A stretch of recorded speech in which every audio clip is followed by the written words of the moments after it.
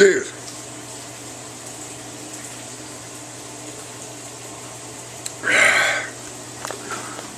We're gonna make us a damn meatloaf today.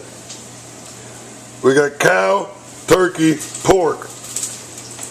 You got bell pepper, 5 cloves of garlic, 4 eggs, alfalfa sprouts, feta cheese, alfalfa, feta cheese, whole peeled tomatoes, provolone cheese. I'm about to cut that sumbitch up. I'll get back with you. A little bit of red wine. You know what? It went in. Got some damn corn tortillas ground up. Some baby portobello's good for you. We're going to put some chicken in this meatloaf. And I got bell peppers and onions already cooked down. And I'm going to make more onions and bell peppers because that's how I like it. Got damn vegetables right there, boy, steaming away.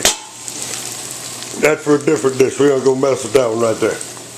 So we're going to make us a monster right here. Stay tuned, look for part 2 on this sumbitch.